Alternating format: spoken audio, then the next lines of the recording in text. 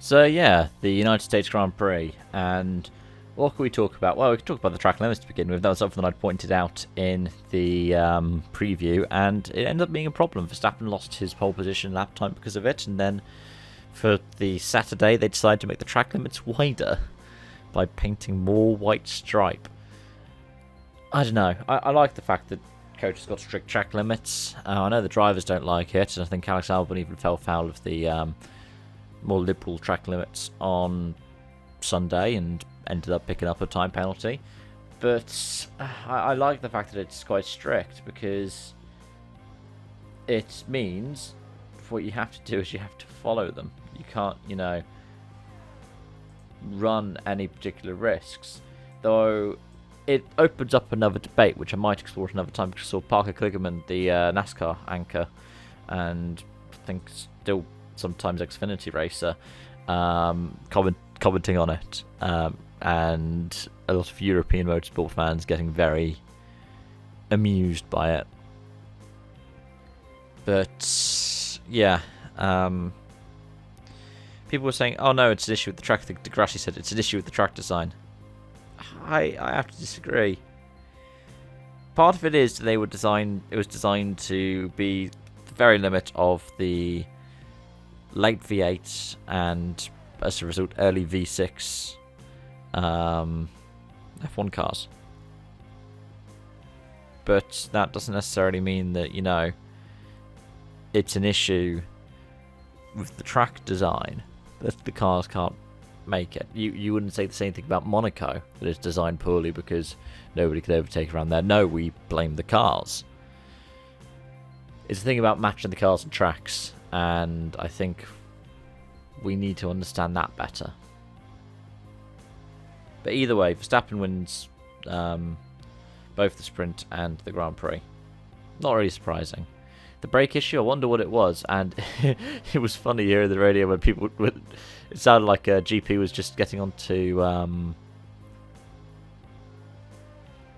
the radio when he was in braking zones. It's like, how do you not know these go into braking zones? It was Max so focused on the braking zones.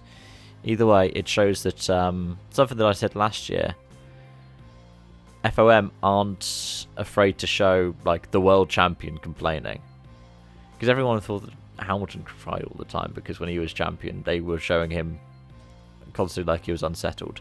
The idea is, and this is something that I've only really thought of over the past year, it shows the champion is struggling, it adds more drama to it. It's like, oh, the champion's struggling, but all it does is make them seem like a crybaby.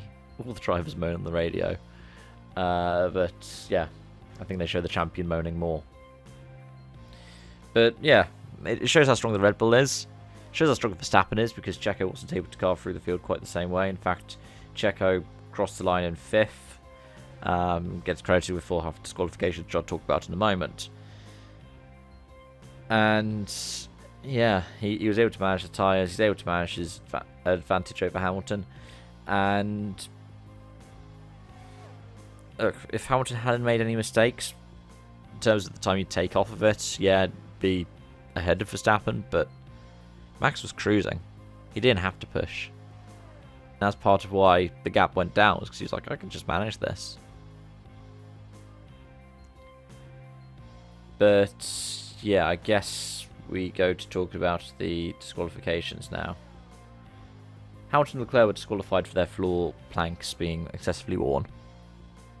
Now, it was quite telling for me when we saw Lewis overtaking Charles that I thought it was the coater hadn't been resurfaced, because there was a complaint about it when MotoGP was there last year. When you went down the back straight, they call it the main straight, 'cause it's the longest one, and it's not really a straight though. You saw some porpoising. You saw lots of sparks flying when Hamilton was overtaking Leclerc. So I was like, oh, that's interesting. And Red Bull was struggling. They were running a higher downforce spec because they had to run the car higher because of how bumpy the track surface was. Now, it's worth pointing out that they also measured Norris and Verstappen's flaws, and they complied, showing that, yeah, it wasn't all the teams that had failed. But I was surprised that F1 scrutineering was, sort of top 3 and then another random selection. I think it might even be 4 random selections. There was a top 3 and 1 randomly selected guy after that. It reminds me a bit of NASCAR, where you tend to have the top 2 and then a 3rd random car inspected, and that's like a full kind of breakdown inspection.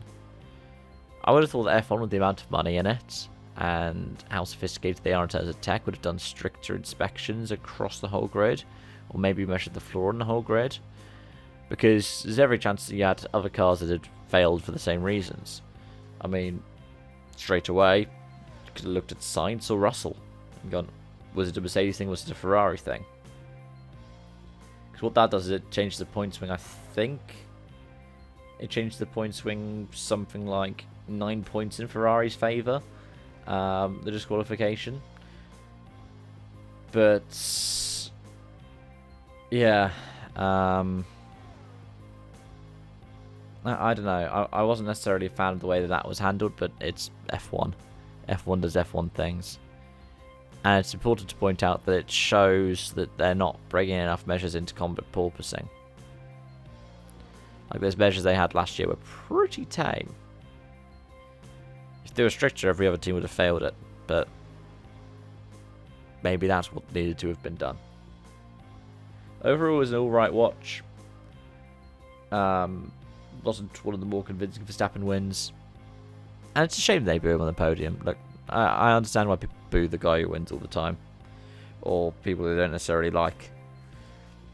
I was a bit disappointed that Verstappen didn't take from Denny Hamlin book when he was getting booed with his last win, which was the "I just beat your favourite driver." That would have been funny. Alright, those are my thoughts. Thank you so much for watching. Hope to see you again soon. Bye for now.